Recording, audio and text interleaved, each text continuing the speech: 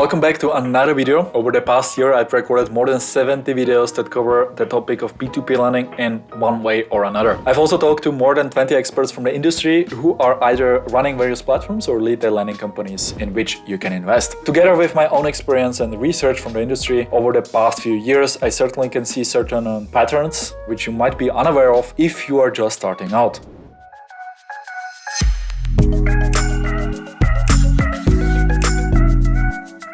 So if you have been following P2P Empire for a while, you might notice certain golden nuggets or let's say lessons to learn from so you can make a more educated investment decision. I understand that you might not have the time to binge watch all of the videos, which is why in this video I will give you some of the advice in a more structured ways. Those lessons will help you to become more aware of the risks, and it will also help you to become more educated and look at the essential points which make all the difference between a good and a bad decision. My name is Jakub from P2P Empire, and if your goal is to become a more educated investor, consider subscribing and hit the like button to see more content like this in the future. Alright, so the first lesson is to look at the whole picture rather than one single event or feature. When deciding which platform to pick, it's good practice to look at the performance of the platform at least over the past 12 months, rather than only evaluating the current performance. You should look out for events that might have had an impact on the performance of your investments. We are talking about events like introduction of panic payments, suspensions of lenders, changes in terms and conditions which negatively impact your portfolio, introduction of fees, or the suspension of buyback guarantees. This is something that will give you a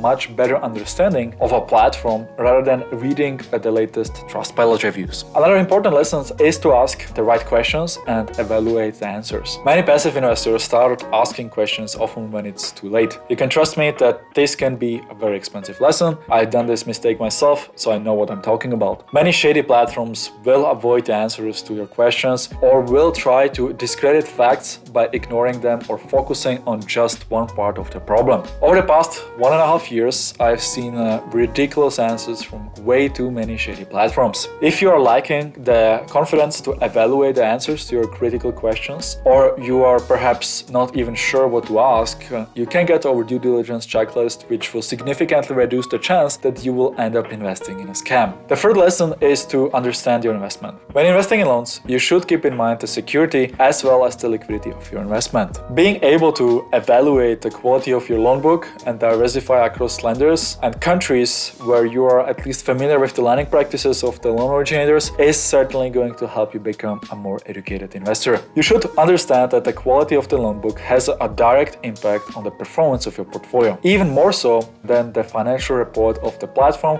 which is often just a middleman between you and the borrower. By understanding not only the asset in which you are investing, but also the legal framework under which the platform is operating, you will be able to decrease the risk and get the best possible return. The fourth lesson is to understand your rights and their effect on your investments. This lesson concerns the understanding of the terms and conditions. You should understand that certain platforms may impose recovery fees, panic payments, or loan extensions, which typically don't have a good impact on your investments. Also, the promoted interest on platforms that impose those restrictions is often much lower, which is something that you should consider when evaluating your options. You can reduce the risk by reading our reviews and choosing those platforms that are willing to show their face and answer important questions. The fifth lesson, or let's say a skill in this case, is to be able to read between the lines. Now, this is something that will evolve eventually the longer you invest or the longer you do your own research. There is a fine line between reading between the lines and speculating, so it's not always that easy. The thing is that none of the platforms will tell you to not invest in certain investments as long as they are listed on their platform. Also, none of the platforms will admit to make a mistake. Some investors like to invest in high-yielding platforms as they promise annual interest of up to 20% or more. The problem here is that many of those platforms offer business loans that aren't properly secured. As a newbie, it is very easy to gain trust with the platform. However, as you gain your own experience, you might realize realize that this form of investment is more like a